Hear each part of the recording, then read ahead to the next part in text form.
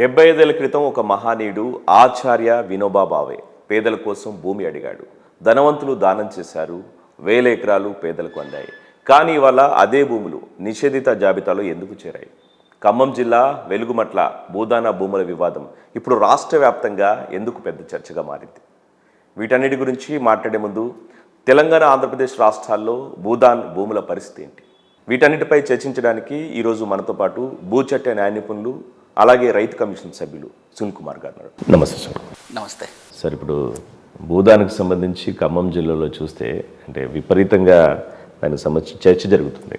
అంటే ఈ భూదానికి సంబంధించి అసలు ఈ ఆర్డర్ కాపీకి సంబంధించి కావచ్చు, లేకపోతే ప్రభుత్వం ఎట్లాంటి ఉత్తర్వులు చేసింది, అసలు ఏ విధంగా ప్రజలు వీటిని అర్థం చేసుకోవాలన్న అంశం గురించి ముందుగా అసలు కొంచెం వివరంగా చెప్తారా దీనికి సంబంధించి? అంటే మనం ఆ సమస్య విషయానికి వద్దాం, కానీ దానికంటే ముందు భూదాన భూములు, భూదాన చట్టము, భూదానం యొక్క ప్రాధాన్యత అర్థం చేసుకోవాలి. మనమే 2-3 దఫాలుగా ఎక్కడైతే భూదాన ఉద్యమం ప్రారంభించిందో అదే చెట్టు కింద నిలబడి సమస్యల గురించి మాట్లాడాం, పరిష్కారాల గురించి మాట్లాడాం. ఈ రోజున మళ్ళీ అదే అంశం గురించి ప్రస్తావన చేస్తుంది. కానీ ఈసారి మీరు ప్రస్తావన చేయడానికి లేవనెత్తిన కారణం వేరు. భూదాన భూములలో ఉంటున్న వాళ్ళ ఇల్లు తొలగించబడ్డ నేపథ్యంలో ఇప్పుడు చర్చకు వచ్చింది. కానీ ఇది దురదృష్టం. ఈ సంవత్సరం చర్చ దేనికి రావాలి అంటే, భూదాన ఉద్యమం ప్రారంభమై ఏప్రిల్ 18వ తేదీకి 75 సంవత్సరాలు నిండుతాయి. అంటే వజ్రోత్సవాలు జరుపుకునే వేళ, అంటే పండగ చేసుకోవాల్సిన సందర్భం. భూదాన భూములకి, భూదాన ఉద్యమానికి పుట్టినిల్లైన తెలంగాణ గడ్డ భూదాన ఉద్యమం గురించి పండగ చేసుకునే సందర్భంలో దురదృష్టం ఇట్లాంటి సంఘటన జరిగింది.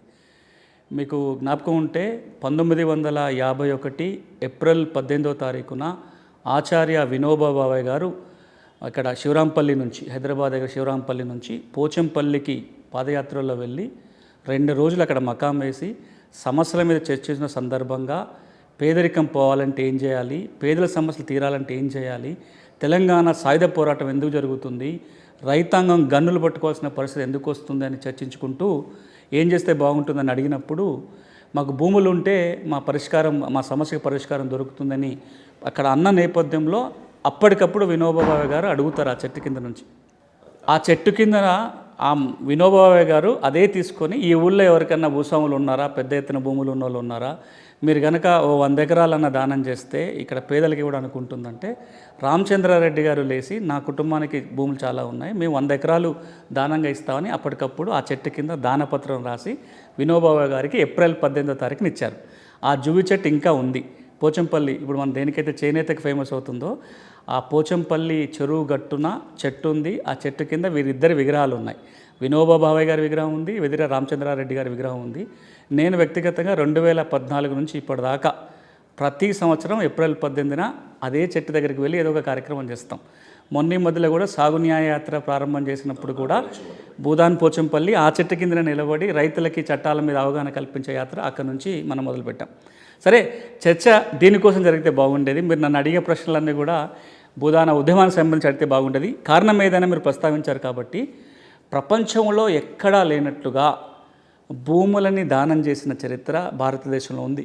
పోచంపల్లిలో వినోబా భావే గారు 100 ఎకరాలని దానంగా స్వీకరించడం మొదలుపెట్టి, ఆ తర్వాత వారు ఒక పుష్కర కాలం పాటు దేశమంతా పాదయాత్ర చేసి ఆయన అడిగిందల్లా ఒకటే, మీరు నాకు భూమి దానంగా ఇవ్వండి, నేను పేదలకు పంచుతాను, పేదరికం నుంచి బయటకు రావడానికి అది ఉపయోగపడుతుంది. ఆయన ఇచ్చిన నినాదం, ఆయన ఇచ్చిన పిలుపు, ఆయన శ్రమ వల్ల 44 లక్షల ఎకరాల భూమి దానంగా వచ్చింది. ఒక్క తెలంగాణ ప్రాంతంలో, ఆంధ్రప్రదేశ్ పక్కన పెడితే ఒక తెలంగాణ ప్రాంతంలో 169,000 ఎకరాల భూమి దానంగా వచ్చింది. అందులో అతి ఎక్కువ భూదానం వచ్చిన 2 జిల్లాలు నల్గొండ, ఖమ్మం జిల్లా. నల్గొండలో 32,000 ఎకరాలు దానంగా వచ్చింది. ఖమ్మం జిల్లాలో 30,000 ఎకరాలు దానంగా వచ్చింది. పక్కన ఉన్న వరంగల్ జిల్లాలో 26,000 ఎకరాల భూమి దానంగా వచ్చింది. అదే ఆంధ్రప్రదేశ్ ప్రాంతంలో, ఇప్పుడున్న ఆంధ్రప్రదేశ్ రాష్ట్రంలో అన్ని జిల్లాలు కలుపుకొని ఇప్పుడున్న ఆంధ్రప్రదేశ్ రాష్ట్రంలో 25,000 ఎకరాల భూమి దానంగా వచ్చింది. ఈ భూములన్నిటినీ పేదలకు పంచే ప్రయత్నం జరిగింది. 1965 వరకు కూడా వినోబా భావే గారు కానీ వారి అనుచరుల ద్వారా భూముల పంపిణీ జరిగింది. కానీ ఇది పెద్ద ఎత్తున భూమి ఉంది కాబట్టి దీన్ని రెగ్యులేట్ చేస్తానికి, దాన్ని కాపాడడానికి, పేదలకు పంచడానికి ఓ చట్టం ఉండాలి, ఒక వ్యవస్థ ఉండాలనే ఉద్దేశంతో కేంద్రం ఇచ్చిన ఆదేశాల మేరకు ఇప్పుడు జవహర్లాల్ నెహ్రూ గారు వినోబా భావే గారు గాంధీతో పనిచేసిన వ్యక్తి, మహాత్మా గాంధీ అనుచరుడు, గాంధీ గారితో పనిచేసిన వ్యక్తి, గాంధీ ఐడియాలజీలో భూ సంస్కరణ రావాలని కోరుకున్న వ్యక్తి. వారి సూచనల మేరకు వారి ప్లానింగ్ కమిషన్లో కూడా అడ్వైజర్గా కూడా ఉండే. వారి సూచన మేరకు చట్టం చేశారు. అదే మనం ఇప్పటికీ అనుసరిస్తున్న భూదాన గ్రామదాన చట్టం. మనం భూదానమే విన్నాం కానీ కొన్ని చోట్ల గ్రామాన్ని దానం చేశారు వినోబా భావే గారికి. దాదాపుగా నాకు తెలిసి దేశం మొత్తంలో 300 పైచిలకు ఇప్పుడు ఒక ఊళ్ళో 10 ఎకరాలు 100 ఎకరాలు 1000 ఎకరాలు దానం చేయటం వేరు, మొత్తం ఊరే దానంగా ఇచ్చేశారు.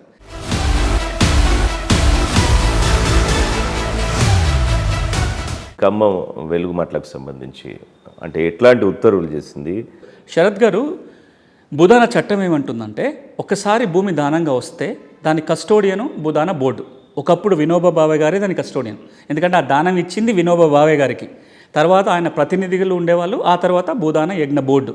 భూదాన యజ్ఞ బోర్డు దగ్గర భూమి ఉంటుంది. భూమిని రక్షించాల్సింది, భూమిని పంచాల్సిన బాధ్యత భూదాన యజ్ఞ బోర్డుకు ఉంటుంది. ప్రభుత్వానికి సంబంధం లేదు. భూదాన బోర్డు ఎవరికి భూములు ఇవ్వాలో తీర్మానం చేస్తుంది. ఎవరెవరికైతే అలాట్మెంట్ జరుగుతుందో వాళ్ళకు ఉత్తర్వులు ఇస్తుంది భూదాన బోర్డు. ఈ ఉత్తర్వుల కాపీ ఆ సంబంధిత బెనిఫిషరీకి పోతుంది, ఒక కాపీ సంబంధిత తహసీల్దార్కి పోతుంది.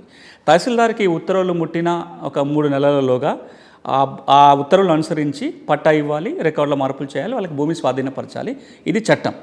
ఇది ఒక అంశం. రెండో అంశం ఏంటంటే, ఎవరైనా దానం అంటే భూదాన భూమిని పంచిన తర్వాత వాళ్ళు సాగు చేసుకోకపోయినా, లేదా దాన్ని అన్యాక్రాంతం చేసిన, ఇప్పుడు లావణ్య భూముల్లాగా దాన్ని కూడా అమ్ముకోవడానికి వీలు లేదు, అనుభవించాలి కానీ అమ్మకాలు అన్యాక్రాంతం చేయడానికి వీల్లేదు. ఒకవేళ అమ్మకాలు కొనుగోలు జరిగితే ఆ భూమి మీద చర్యలు తీసుకునే అధికారం ఒకప్పుడు బోర్డుకు మాత్రమే ఉండేది. తర్వాత చట్టాన్ని మార్చి తహసీల్దార్కి కూడా అధికారాలు కట్టబెట్టారు. అదే అధికారాలు భూదాన బోర్డు సెక్రటరీ కూడా ఉంటాయి. అది చట్టం.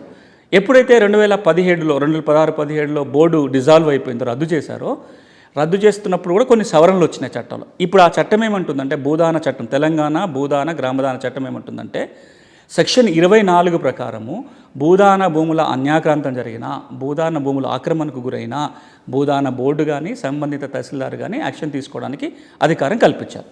ఇప్పుడు నిన్న మొన్న వెలుగుమట్లలో జరిగిన సంఘటనలో భూదాన బోర్డు ఇప్పుడు ప్రభుత్వ స్వాధీనపరుచుకొని ఉంది. స్పెషల్ ఆఫీసర్ ఆ భూదాన బోర్డు చూస్తున్నారు. సీసీఎల్ఏనే దానికి స్పెషల్ ఆఫీసర్.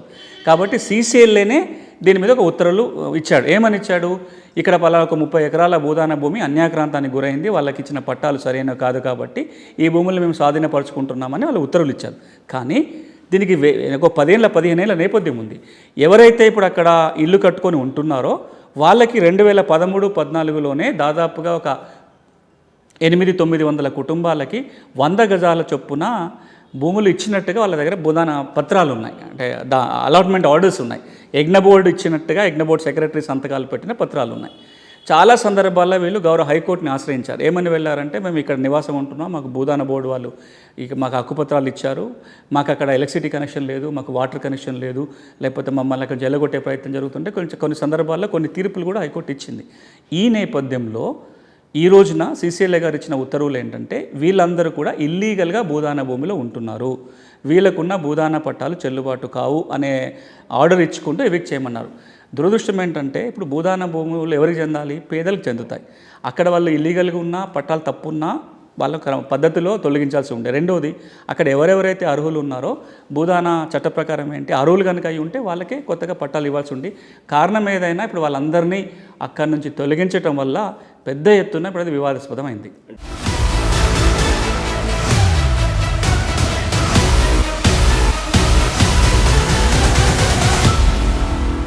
ప్రజలు బలంగా చెప్పేది ఏంటంటే, ప్రభుత్వం మాకు పట్టాలు ఇచ్చింది, పట్టాలు ఇచ్చిన తర్వాత ఇప్పుడు చెల్లదని చెప్పేసి అనడం కరెక్ట్ కాదు కదా, అంటే ముందు నుంచి అది చూసుకోవాలి కదా, ఇట్లాంటి తప్పితే అంటే ఇక్కడ అంటే ఎక్కడ లోపం జరుగుతుందండి సార్? శరత్ గారు, ఇప్పుడు చాలామందికి కన్ఫ్యూజన్ ఉంది. అసలు భూదాన భూములు ఎవరికి చెందుతాయి, భూదాన భూములని రక్షించాల్సింది లేదా భూదాన భూములు పంచాల్సిన బాధ్యత ఎవరి మీద ఉంటుంది?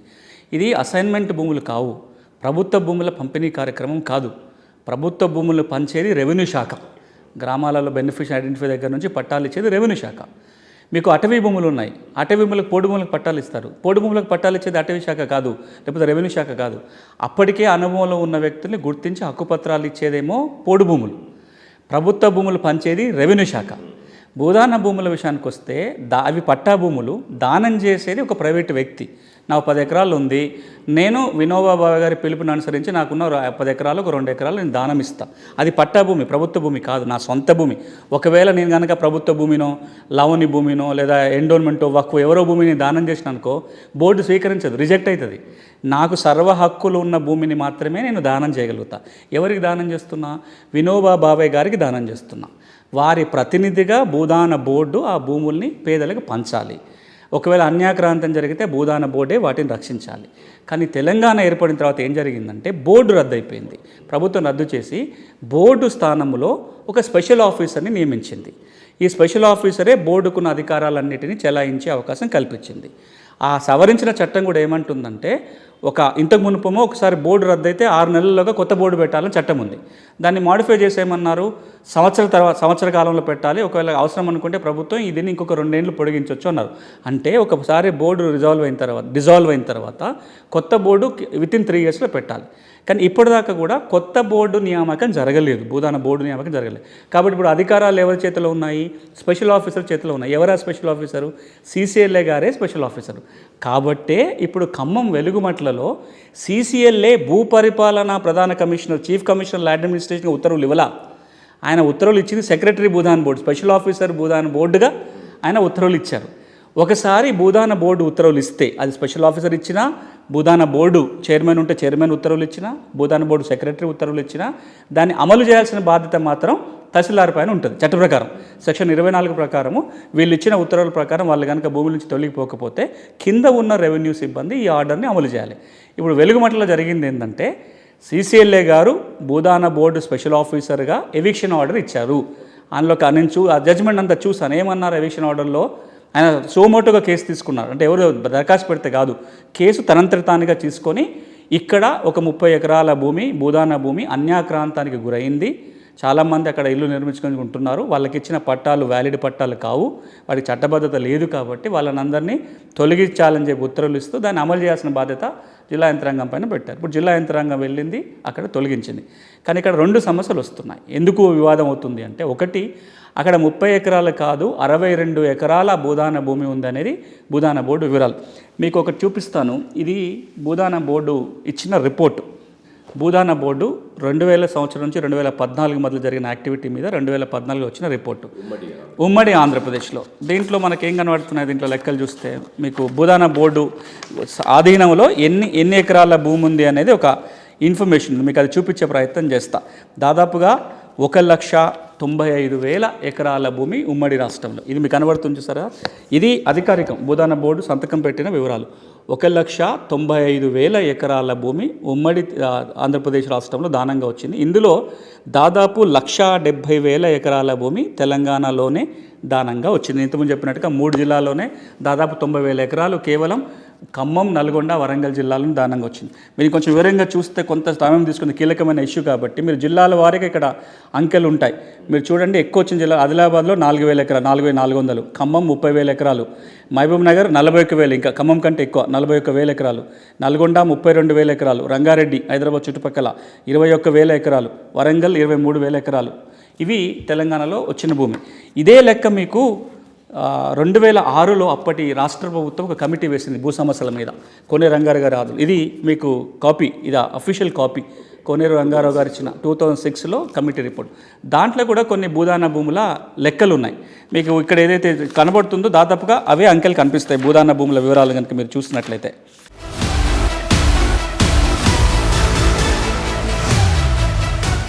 అంటే సార్ ఇప్పుడు ఇంకొక విషయం ఏంటంటే, ఇప్పుడు ప్రతి చోట్ల మనం పేదలకు ఏదో రకంగా ఇచ్చిన భూములని వీళ్ళు అమ్ముకోవడం, మళ్ళీ తిరిగి అమ్ముకోవడం.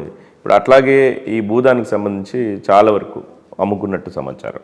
సో వాళ్ళకి ఎట్లా ఉంటుంది సార్? శరత్ గారు, అసైన్మెంట్ భూములకు కానీ సీలింగ్ భూములకు కానీ ఏ నియమం అయితే వర్తిస్తుందో అలాంటి నియమే భూదాన భూములకు ఉంది. మీరు భూదాన చట్టాన్ని చూసినట్లయితే భూదాన పట్టాలు ఎవరికైతే వస్తాయో వారు వారి వారసులు తరతరాలుగా అనుభవించాల్సిందే కానీ అన్యాక్రాంతం చేయటానికి వీలు లేదు.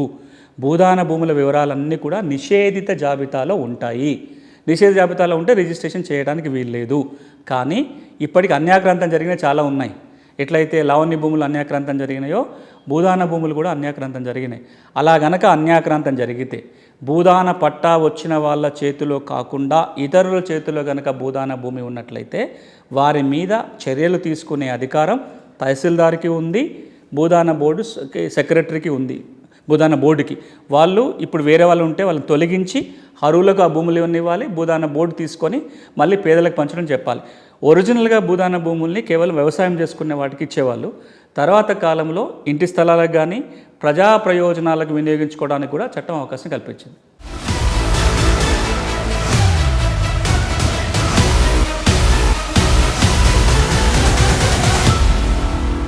భూదాన్ భూములకు సంబంధించి పంపిణీ విషయం కానీ, లేకపోతే ఇప్పుడు మీరు ఇంతకుముందు చెప్పినట్టు బోర్డును క్యాన్సిల్ చేసినట్టు చెప్పండి, కొత్తగా వచ్చిన కొత్త గవర్నమెంట్, అంత ప్రీవియస్ గవర్నమెంట్. సో వీటన్నిటికి సంబంధించి ఎవరు చూసుకోవాలి, ఎట్లా వీటికి సంబంధించి? అంటే మొదటి 1965 నుంచి భూదాన బోర్డు ఏర్పాటైంది కాబట్టి భూదాన బోర్డు ప్రభుత్వం ఏర్పాటు చేస్తుంది. కానీ ప్రభుత్వం భూదాన బోర్డు ఏర్పాటు చేసేటప్పుడు ఒక చైర్మన్, వైస్ చైర్మన్, మెంబర్లతోటి బోర్డు కాన్స్టిట్యూట్ అవుతుంది. బోర్డు ఏర్పాటు చేసేటప్పుడు వినోబా భావే గారి నామినీ ఎవరైతే ఉంటారో వాళ్ళ వారసులు, ఆయన నామినీ కానీ ఆయన వారసుల నామినీ కానీ వాళ్ళ సలహా తీసుకోవాలి ఎవరిని పెట్టాలనే దానిపైన. ఇంతకు మునుపు బోర్డు అట్లా ఏర్పాటైనప్పుడు దాని మీద కాంట్రవర్సీ వచ్చింది. తర్వాత తెలంగాణ ప్రభుత్వం ఏర్పడిన తర్వాత ఆ బోర్డును రద్దు చేసింది. దాని మీద చాలా కాలం గౌరవ హైకోర్టులో వివాదం నడిచింది. చివరికి ఒక సంవత్సరంన్నర కాలం క్రితం ఒక తీర్పు వచ్చింది. మీరు ఎట్లాగో రద్దు చేశారు, చట్ట ప్రకారం కొత్త బోర్డు పెట్టుకోవడానికి మీరు అవకాశం ఉంది కాబట్టి మళ్ళీ బోర్డు ఏర్పాటు చేసుకోండి అని చెప్పారు. కానీ అప్పటి నుంచి ఇప్పటిదాకా బోర్డు ఏర్పాటు కాలే. బోర్డు కనుక ఉంటే ఈ మొత్తం అజమాయిషి మంచి చెడ్డ చూసుకోవాల్సిన బాధ్యత భూదాన యజ్ఞ బోర్డు మీద ఉంటుంది. ఇప్పుడు భూదాన యజ్ఞ బోర్డు లేదు కాబట్టి భూదాన యజ్ఞ బోర్డు స్పెషల్ ఆఫీసర్ ఎవరైతే ఉంటారో వారే దీన్ని పూర్తి బాధ్యత నిర్వహించాలి.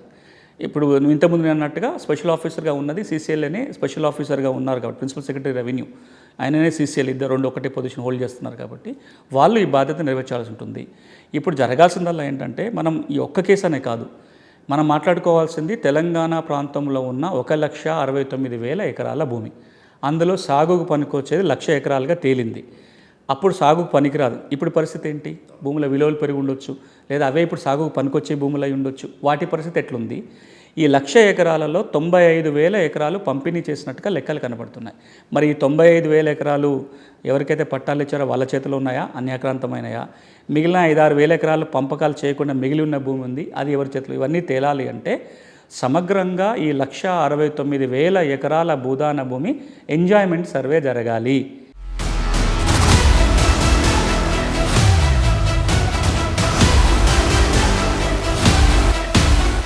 ఇప్పుడు భూదానికి సంబంధించి ఎక్కువ ఉన్న సమస్య నిషేధిత భూములకు సంబంధించి జాబితా. సో ఇందుకు సంబంధించి ఇప్పుడు మనం ఇటీవల ఏదైతే భూభారతి వచ్చిందో దాంట్లో ఏదైనా ప్రస్తావన ఉందా సార్? కొత్త చట్టాలు ఏమైనా మార్పులు జరిగినాయి? అంటే 2 అంశాలు ఉన్నాయి శరత్ గారు. ఒకటి మనం అర్థం చేసుకోవాలి ఏంటంటే నిషేధిత జాబితా భూభారతి చట్టానికి సంబంధం లేదు. అప్పుడు ధరణి చట్టానికి సంబంధం లేదు, భూభారతి చట్టానికి సంబంధం. అసలు నిషేధిత జాబితా అనేది వేరే అంశం.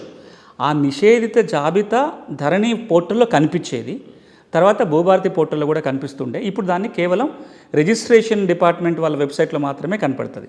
నిషేధ జాబితా ఏ చట్ట ప్రకారం తయారవుతుంది? రిజిస్ట్రేషన్ చట్టంలోని సెక్షన్ 22A ప్రకారం తయారవుతుంది. ఎందుకు వచ్చింది? చాలాసార్లు మాట్లాడుకున్నట్టుగా ఏ భూములనైతే అమ్మకాలు కొనుగోలు చేయకూడదో ఆ భూములు ఆ లిస్టులో ఉంటాయి. ఆ లిస్టులో ఉన్న వాటికి రిజిస్ట్రేషన్ జరగకూడదు.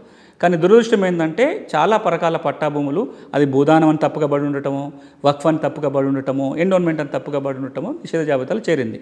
ఈరోజు కనుక ఎవరైనా పట్టా భూములు తప్పుగా భూదానం అని పడి ఉన్నట్లయితే, సాక్ష్యాలు ఉన్నట్లయితే దరఖాస్తు పెట్టుకొని తొలగించాలి. తొలగించిన చట్టం ఉంది, ఆ పని ప్రభుత్వం చేయాలి. ఇక రెండోది భూభారతిలో ఉన్నది ఏంటంటే మీ గనక భూదాన పట్టా ఉంది, పాస్బుక్ రాలేదు, లేదా పాత పాస్బుక్లు వచ్చినాయి, కొత్త బుక్ రాలేదు, మీకు ధరణిలో వెసులుబాటు లేదు. కానీ భూభారతిలోని సెక్షన్ 8 ప్రకారము మీ చేతిలో కనుక భూదాన పట్టం, ఇప్పుడు ప్రొసీడింగ్ కాపీ ఉంది, భూదాన బోర్డు ఇచ్చినది, మీకు పాస్బుక్ రాలే, మీది ఆర్ఓలో రాలే, అప్పుడు ఏం చేయొచ్చు? భూభారతి చట్ట ప్రకారం ఆర్డీఓకి దరఖాస్తు పెట్టుకుంటే ఆర్డీఓ విచారణ చేయాలి. అది భూదాన భూమి అవునా కాదా, ఈ పట్టా కరెక్టే కాదా, ఈయన అనుభవంలో ఉన్నాడా లేదా తేల్చుకొని ఇవన్నీ కరెక్ట్ అయినట్లయితే భూభారతిలోకి ఎక్కించి పట్టాదారు పాస్ పుస్తకం జారీ చేయాల్సిన బాధ్యత భూభారతి చట్టం ఆర్డీఓల మీద ఉంచింది. చాలా దరఖాస్తు చేసుకున్నాం. ఇప్పుడు మనం చూడాల్సింది, నేను ఇంతకుముందు అన్నట్టుగా 95,000 ఎకరాల భూమి పంపిణీ ఇప్పటికే జరిగింది.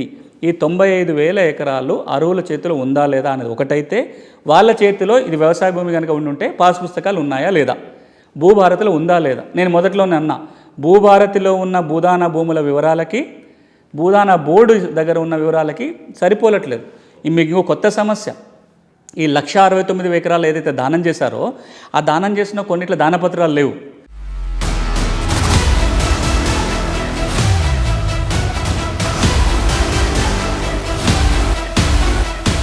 సో ఆల్ ఓవర్గా భూదానికి సంబంధించి అసలు ఒకసారి పరిస్థితి ఎట్లా ఉంది, అసలు ఎంత మిగిలింది? ఇప్పుడు మనం ఇంత మాట్లాడితే ఇంత కన్ఫ్యూజన్ వస్తుంది, ఎంత మిగిలింది? శరత్ గారు అది చెప్పే ముందు ఒక చాలా ఇంపార్టెంట్ పుస్తకం మీకు చూపిస్తా. అంటే మీరు అడిగిన ప్రశ్నకి సమాధానం చెప్పే ముందు ఒక కీలకమైన పుస్తకం మీకు చూపిస్తా. అంటే మీకు ఈ భూదాన ప్రాధాన్యత ఇప్పుడు అంతమందికి తెలిసి ఉండకపోవచ్చు.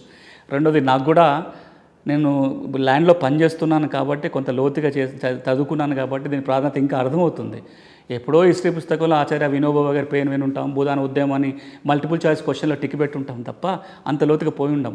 మీరు చాలామంది పోచంపల్లి వినుంటారు, దాని పేరు భూదాన పోచంపల్లి వినుంటారు, కానీ ఎంతమంది అక్కడ ఆ చెట్టు కిందకి పోయి ఉంటారు? చాలామంది ఆ పోచంపల్లి గ్రామానికి బట్టలు కొనుక్కోవడానికి పోయిన వాళ్ళు, చీరలు చెప్పినట్టు కిరణ్ కుమార్ రెడ్డి హయాంలో అది ఆ రోడ్డు కానీ లేకపోతే ఆ చెరువు దగ్గర కొంత ఐడెంటిఫికేషన్ జరిగింది, కానీ దానికంటే ముందు కానీ ఎవరికి తెలుస్తుంది? కానీ దానికి ఎంత ప్రాధాన్యత ఉందని చెప్పడానికి ఇప్పుడు మీరు చూస్తున్నది, తెర మీద చూస్తున్న ఈ పుస్తకము ప్రపంచం మొత్తంలో అన్ని దేశాలలో భూమి కోసం ఆకలి, ల్యాండ్ హంగర్, భూమి హక్కుల కోసం జరుగుతున్న పోరాటము ప్రపంచాన్ని ఎట్లా మార్చిందని ఒక పూర్తి చరిత్ర పుస్తకం ఇది. సైమన్ వించెస్టర్ అని రాస్తాడు బుక్. ఇది అన్ని దేశాలలో భూమి హక్కుల చరిత్ర, భూమి ఉద్యమాల చరిత్ర, భూమి గవర్నెన్స్, ల్యాండ్ పరిపాలన ఎట్లుందని రాసుకుంటూ అన్ని దేశాల ప్రస్తావన ఉంటుంది, భారతదేశ ప్రస్తావన ఉంది. దీంట్లో ఏముందో చూపిస్తాను, మీరే చూడండి. నేను చెప్పేదానికంటే ఇది ప్రపంచంలో ఉన్న భూమి హక్కుల గురించి రాసిన ఒక పుస్తకంలో భారతదేశ భూమి హక్కుల గురించి మాట్లాడుతూ ఒకే ఒక ఫోటో ఉంటుంది. ఏం కనపడుతుంది దీంట్లో మీకు? ఆచార్య వినోబా భావే గారి పిక్చర్ రాసుకుంటూ ఈ ఆథర్ 2 మాటలు రాస్తాడు. ఇది అన్నప్పుడల్లా నాకేం గుర్తొస్తుందంటే మహాత్మా గాంధీ గురించి ఒక మాట అంటుంటారు, ఫేమస్ కొటేషన్ ఏముంటుందంటే, ఇలాంటి వ్యక్తి భూమి మీద నడిచాడు అంటే నమ్మశక్యం కాదు అని చెప్పి ఐన్స్టీన్ అన్నారనే ఒక మాట. అట్లాగే వించెస్టర్ ఏమంటాడంటే, ఇలాంటి ఉద్యమం అసలు ఒక ప్రపంచంలో జరుగుంటుందా అంటే నమ్మేశక్యం కాదు, ఇక్కడ జరగని ఒక గొప్ప సంఘటన భారతదేశంలో జరిగింది. ఈ దేశంలో ఒక మనిషి భూమి దానంగా అడిగితే 44 లక్షల ఎకరాల భూమి దానంగా రావటం, దానికి పేదలకు పంచడం ఒక పెద్ద చారిత్రాత్మక ప్రాధాన్యం ఉన్నది. దురదృష్టం ఏంటంటే అది భారతదేశంలో ఉద్యమము మర్చిపోయారు, కానీ విదేశాలలో యూకే, అమెరికా లాంటి దేశాలలో ఆచార్య వినోబా భావే గారి స్ఫూర్తితోటి కొంత అర్బన్ కమ్యూనిటీ కోసం కానీ స్లమ్ ఏరియాలో కానీ కొంత భూదాన స్ఫూర్తి కొన్ని ఇంకా కార్యక్రమాలు నడుస్తున్నాయని రాస్తూ ఆయన వినోబా భావే గురించి ప్రస్తావన చేస్తారు. ఇది ఎక్కడుంది? హైదరాబాద్కి కూతవేడు దూరంలో ఉన్న గ్రామం. దీన్ని మనం గర్వంగా ఫీల్ కావాలి. ఇప్పుడు మేము నమ్మశక్యం అవుతుందా? ఈ రోజున ఎవరన్నా డబ్బులు అడిగితే ఓ 10 రూపాయలు జేబులోకి వెళ్ళి దానాన్ని ఇవ్వడానికే ఆలోచిస్తున్న ఈ రోజులలో 44 లక్షల ఎకరాలు ఈ రోజున ఎవరైనా పోయి ఒక 44 గుంటల భూమి దానంగా తీసుకురండి. 44 గుంటల భూమి చాలా రేర్గా జరుగుతుంది.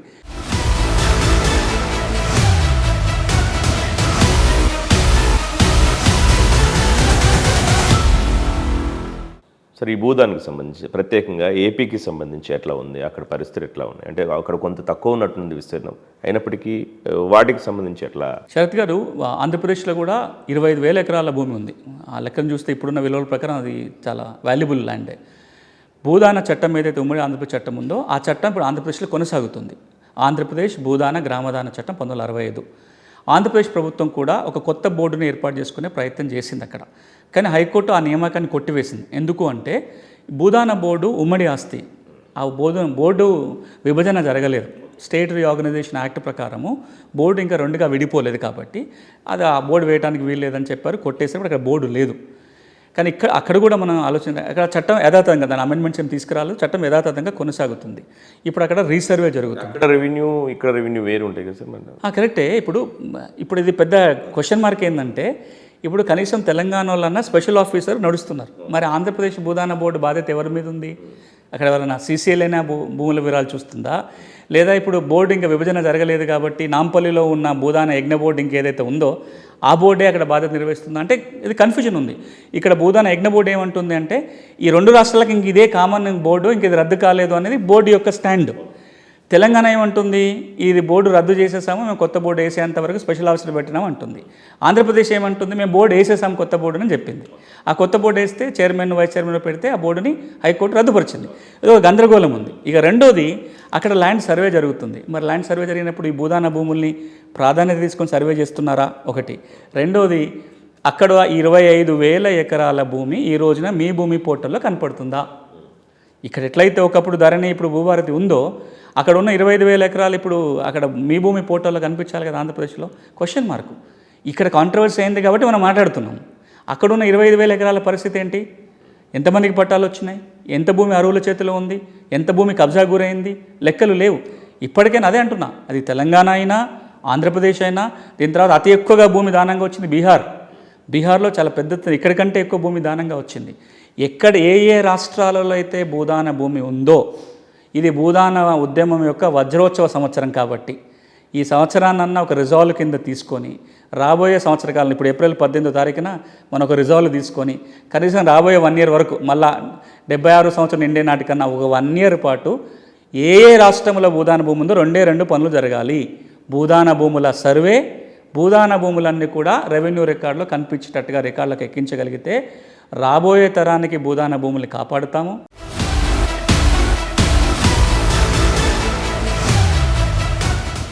అంటే ఇప్పుడు జరిగిన ఖమ్మం సంఘటన అవ్వచ్చు, లేకపోతే ఆంధ్రప్రదేశ్ సంబంధించిన విషయంలో ఇప్పుడు ఆల్ ఓవర్గా చూస్తే కొంత ఇక్కడ కనిపించేది ఏంటంటే అడ్మినిస్ట్రేషన్ సంబంధించి, భూదానికి సంబంధించి అడ్మినిస్ట్రేషన్ సంబంధించి కొంత లోపం కనిపిస్తుంది. సో మీకున్న అనుభవం ప్రకారం, భూ చట్టాల మీద ఉన్న అనుభవం ప్రకారం మీరు అంటే 2 ప్రభుత్వాలకి ఏం సజెస్ట్ చేస్తారు? ఒకటి, ఆచార్య వినోబా గారు కోరుకున్న లక్ష్యాలు నెరవేరాలంటే దాని మేనేజ్మెంట్ మనం సపరేట్గా ఉంచాలి. అది రెవెన్యూ శాఖ నిర్వహించడం కాదు. ఇప్పుడు బోర్డులో ఉన్న వ్యక్తులతోటి అభ్యంతరాలు ఉండొచ్చు, ఈయన ఉండాలి ఆయన ఉండకూడదు అని ఉండొచ్చు. వాళ్ళని ఎప్పుడైనా తొలగించవచ్చు, ఎన్నిసార్లైనా బోర్డు డిజాల్వ్ చేయొచ్చు, కొత్త బోర్డు పెట్టొచ్చు. ఆ అధికారం ఎప్పుడు ప్రభుత్వానికి ఉంటుంది.